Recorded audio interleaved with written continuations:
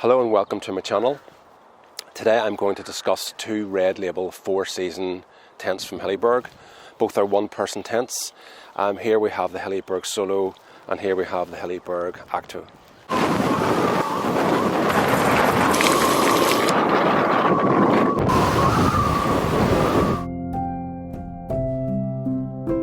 So this video I hope will help you decide which one of the tents is right for you, the Soulo or the Akto. There is no one single best tent for all purposes. It's always about compromises, and that's down to each individual to choose what compromises they want to make to suit their particular needs.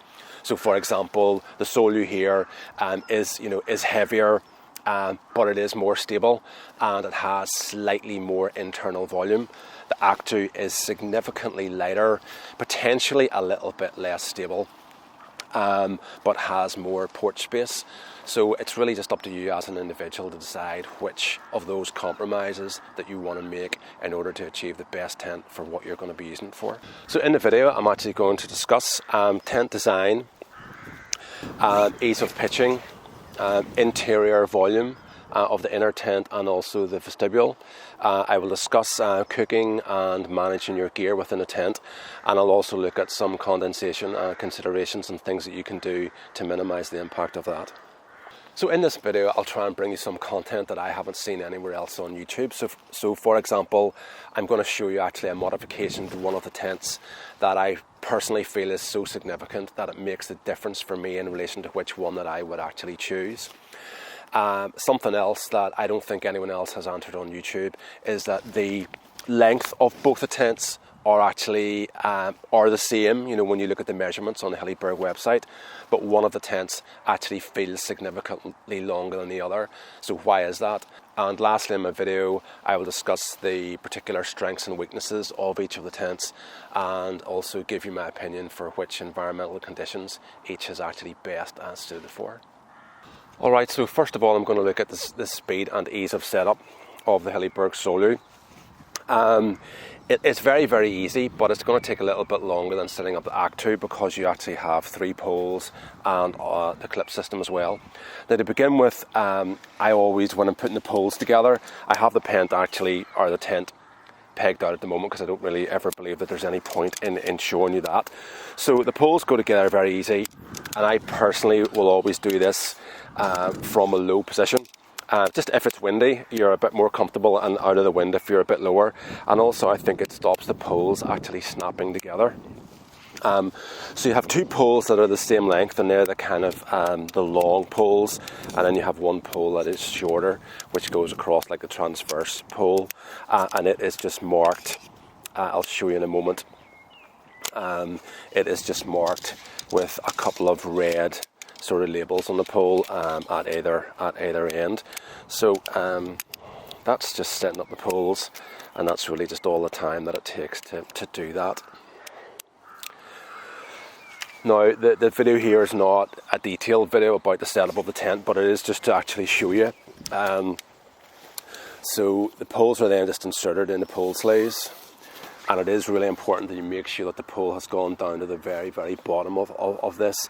Once I get all the poles in, I go around and I check that again just to make sure that the pole hasn't slipped or moved.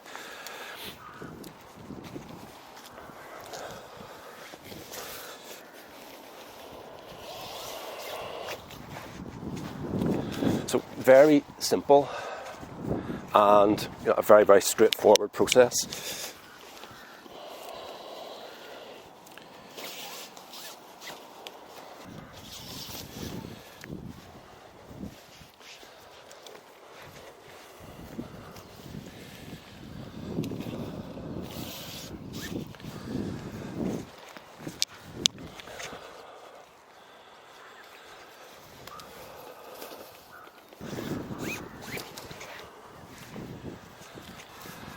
Now one of the big advantages of setting up a Soulo in high wind is that you can set the tent up like this, and no matter how windy it is, the wind will just blow straight across the top of the tent, and it's a very, very low profile at this point. You can also have the tent fully guyed out at this point as well. So all we really need to do is clip one clip in, undo your guy lines. Now this is a disadvantage of this tent. You have 12 guy lines on this tent as opposed to 6 on the Akto, so that's just going to take a little bit more time. It's very, very easy to do, but it just takes longer.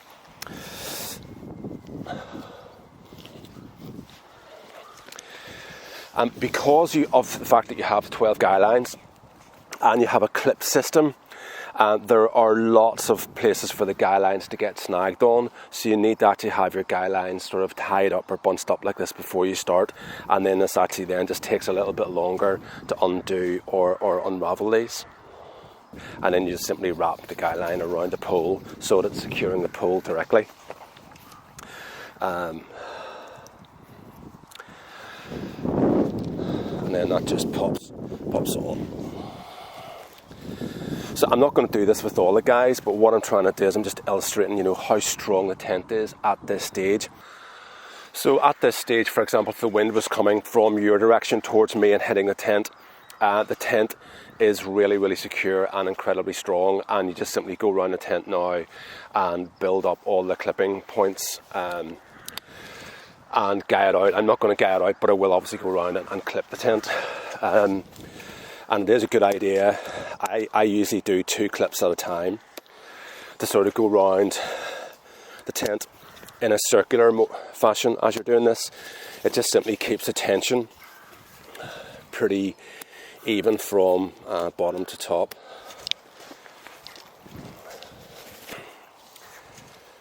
Now, some of these clips are very, very tight, so the way to do it is to simply push the pole down a little bit until it clips a bit easier, and just make sure obviously you don't miss any.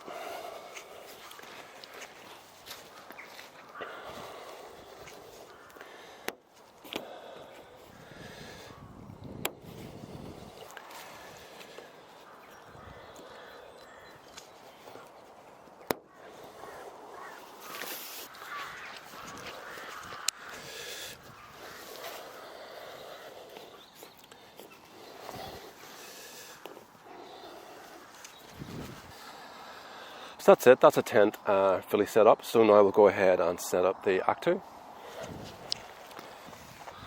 So the Akto now I'm going to set it up. It's a little bit faster because you've only got 1 pole to assemble instead of 3, and 6 guy lines instead of 12. And also you can leave the guy lines kind of loose here. You don't need to tie them up, so you don't have to untie them then for your pitch, because there's just not as much to tangle the guy lines on. So pull up, and it's a pole sleeve as opposed to clips, and very, very straightforward and fast, to be fair. And again, just making sure that the pole sleeve or the pole is fully inserted here. And that goes right down into the pole sleeve. I feel in higher winds at this point, the tent would still be a little bit more vulnerable, but not in a bad way, really.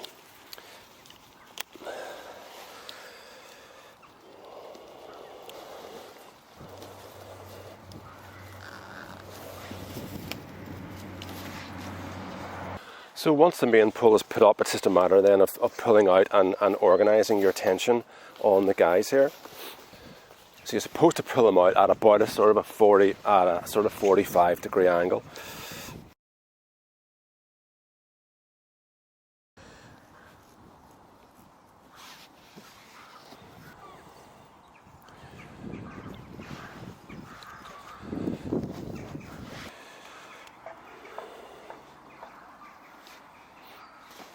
So if we're looking at the design of the tent, or tents, each one will have advantages and disadvantages over one another. Alright, so the Soulo here is a semi-geodesic dome tent that is freestanding. The Akto is a single pole tunnel tent. Now I'm not counting the poles here or the rods that are at each end. So each, as I said, will have advantages and disadvantages. The main advantage of this design here is that it is theoretically stronger. So if you have 3 poles as opposed to one pole that is supporting a structure of similar aerodynamics and volume, then the one with 3 poles should be that little bit more strong and stable. Now, I have had this out in the Soulo that is out in 60 mile an hour measured winds, and it coped admirably well. I haven't had the opportunity to do that yet with the Akto. I don't think it would cope just as well, but I still think that you would survive and it would stand, but it wouldn't be just as comfortable. Now, the other benefit of this is that, for snow loading, 3 poles supporting the structure, are going to be better than 1. Also, the Akto has a relatively, it's not flat, but you could have a build-up of snow on this. Although if you were inside a tent and you were aware that was happening, you could just kind of bump the inner of the tent, which would bump the fly sheet and would hopefully remove, some of the snow and not letting it build up. You wouldn't really have to do that in the Soulo. It will certainly manage, snow loads, and has an incredibly strong roof because of the 3 poles and the crossing points, in the roofs themselves. Now, the other advantage of the freestanding design is that there are certain conditions where you would pitch this tent, like say for example if it was rocky or you struggle to get your pegs in, the tent is pretty self-supporting without having to peg it out. In my opinion, where I use the tent, I always have to peg the tent out, and this still does have to have 12 anchor points in order to be secure, as opposed to the 10 on the Akto. Now, the advantage of the Akto design is really weight, weighing in at 1.7 kilograms, and the Soulo here is 2.4, so there's like 700 grams of difference there, and it's up to you whether you feel the benefits in strength and stability and snow loading are worth that sort of extra weight penalty. So the next set of shots, I'm really going to just go from one tent straight to the other. So I'll show you me sitting in this position here in the Soulo, and then I'll show you me sitting in the Akto, so you can just compare each one. So here in the Soulo, if I'm sitting in my head, it's not, it depends on if I'm sitting actually on my thermarest at the moment. So if I sort of lean forward, yes, my head is just going to touch, here. But I have reasonably decent space between my shoulders. So that's really just, if I was sitting here and the conditions were quite good, I would obviously be cooking and things, like that with my cooker and things here. And now what we'll do is we'll have a look at that sort of similar setup in the Akto. So this is just a similar setup then in the Akto. I mean, it definitely feels smaller to me. I mean, I just don't have the same volume, around my shoulders and my head. I'm having to kind of sit forward. If I move back into the tent, my head is always going to catch pretty much on something. It's not unmanageable, but there is a difference in height, and that's up for you to decide as to whether you think that matters to you or it's significant or not. So really not a lot to see here, apart from the fact that this is how I would manage, and this is sort of the space that I would have. If the wind was coming from the back of the tent, I would obviously be pitching the tent. That's sort of like the tail end of the tent there, so we'd be pitching it tail end of the wind. This here gives me significant shelter, from the wind, and also the fact that the fly sheet on these tents goes right down to the ground. Again, gives me really, really good protection. And just means you're kind of sealed off in this sort of little area, and this here obviously would be giving me some shelter from the rain. If I needed to, I can move back a bit further into the tent as well, and obviously bring my feet up too. So as you've probably noticed, I've now moved into the Akto, and again I'm just trying to have the camera in a similar position and have me sitting in a similar position in the tent, so you can sort of see the difference. I have enough room, but I'm not as comfortable. But there is noticeably more volume here in the vestibule. I mean, this pack, can even be moved up there, and there is significant room between me and the pack. I mean, there's a lot of space. For me personally, possibly even nearly a bit too much space. I mean, I wouldn't really. I don't need that. I have my pack, everything's down in my pack. Obviously I haven't got everything with me here today because I'm not actually camping. But you know, there's more than enough space in the Soulo, but if you like a little bit more space, you know, in the vestibule, then there's no doubt that, you know, you will notice a difference here in the Akto. So at the start of the video, I mentioned that one of the tents feels significantly longer than the other, despite the measurements that Hilleberg gave as to being the same. So for example, Hilleberg say that both tents are 220 centimetres long. Now, I've measured that and I get exactly the same. Now, I've measured the Akto here at thermarest height, okay, or the thickness of the sleeping pad, and I actually measured 225 centimetres, so an extra 5 centimetres. And the reason for that is that the ends of the Akto actually are like this, you know, so you have the floor here, and then as you come up towards the roof, the rods actually angle out a little bit, so that's giving you more space then at that height. Now on the Soulo, again I measured 220 at the floor level, and excuse the train going past by the way, so 220 at floor level, and at mattress height 215. So the difference there is 10 centimetres, and the reason is that the Soulo roof is a dome shape and it goes like this, so the longest part of the tent is always at the very, very bottom, and as soon as you start to come up at all, you start to lose height. So that's the reason why the Akto will feel significantly longer than the Soulo. So what I want to try and illustrate here is really the length and give you some idea as well of the width and volume in the tent. Now I am 186 centimetres, or about just over 6'1". At the moment I've positioned myself so that my feet are actually pretty much touching the bottom of the tent. So if I turn around now on my side, now I would be a side sleeper. You will be able to see here the end of the thermarest, and hopefully that's the end of the tent. Now if you sleep on your side, you will always bend a little bit at the knees and also a little bit at the hips. So I would be very, very comfortable about here. You know, realistically, this is where I would sleep. And because I'm now moved back quite a bit from the actual end of the tent, I have, you know, significant height here at my head, and the tent's not sitting down anywhere close to me. And that's with me positioned as a thermarest. It's an old thermarest Neoware. So, I mean, it's a pretty thick sleeping pad. It is well inflated. And that's just a pillow, you know, to let you see sort of, you know, head height. So there is good, you know, room. And also, just, obviously I haven't done the door up, but there is good, you know, good volume. I mean, that's my arms, you know, out the side. And that's the volume in general around my head. That's just in the Akto. So now I'm just going to look at the volume and space that I have for lying down inside the Soulo. Thermarest is pushed again down pretty much to the bottom of the tent. I would sleep on my side, so my knees and hips would be bent, and I would probably be sleeping about this sort of position. Good bit of space between my head and the top of the tent, and a good bit of volume here, you know, above me.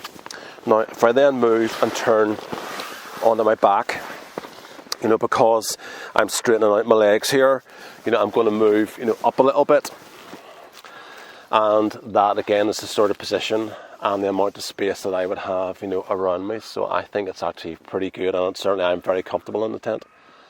So now looking at a lying down demo just of organising gear, if that's how you prefer to do it. Now on the Soulo here, I'm lying down on my right side, and my left arm is free, and I'm actually right-handed, so I find that a little bit more difficult in the Akto, because on the Akto, with the door orientation, you lie on your left side and you operate with your right hand. But I mean, really, this is just, it's not about whether you're left or right-handed. It's just letting you see the space that you have to organise your gear, you know, in the tent if you're working from a lying down position. So I'm now just giving you an example. I know some people like doing organised things lying on their side, so my feet again are down just at the very bottom of the tent, and this is really the room that I would have just to get organised here with my stove, for example. Now, I did mention condensation earlier on. I haven't had condensation issues in any of these tents, and between the two of them I've probably used them, around about 10 times. I actually just carry a little Trek towel with me because, like all of these things, prevention is better than cure. And on occasions when I've had to retract the stove and everything within the shelter of the fly shade of the tent, yes, there has been some condensation build up, but I would just, when I see that, I would just get the Trek towel and wipe down the tent, or if it's on the inner tent, again, just wipe it and dry it off just as you go along. I mean, I wouldn't be setting an alarm or anything to wake up in the middle of the night and do it, but if you're awake and you're aware that it's maybe building up, just manage it, just dry it off. Air will condense, you will get condensation in any tent, big or small. You just have to manage that with having the best ventilation possible. And if it is building up, then just wipe it down with a small towel. So I had mentioned earlier that there was a particular modification that I had made to one of the tents that made the difference for me in relation to me having a preference. And the modification here is to the Akto, and it's simply by inserting a 10mm pull through the pull sleeve as opposed to the 9mm pull. The 10mm pull actually comes from the Hilleberg Akto 2, and the length of the pulls between it and the Akto are exactly the same. Now, I feel there's a significant increase in strength at a minimum weight penalty. The weight penalty, in fact, is 48 grams. Now, all Hilleberg tents are constructed well enough and have strong enough fabric so that they can all actually be double pulled, and that would be 2 pulls in the pull sleeve. For me, I think that's a bit of an overkill, but I think it's nice to have the extra reassurance of the 10mm pull over the 9mm pull, particularly if it's challenging conditions and at the minimum weight penalty.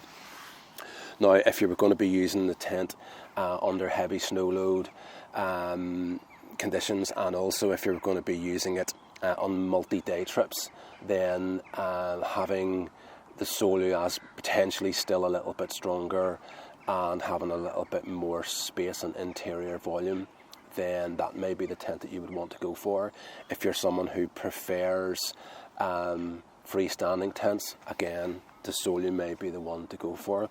But the Akto, is still, even in the setup that I have it now, is over 600 grams, lighter than the Soulo, and it's pretty much strong enough for any conditions that I would want to use. It may not just be as comfortable because it probably will flap around a little bit more in the wind due to having larger panel sizes than what the Soulo will have, but it's still survivable, and it's that weight which is an issue to me that makes me prefer this tent. So thank you very much for watching. I hope you've enjoyed the content. Feel free to subscribe to my channel. That would be great. Give it a like too.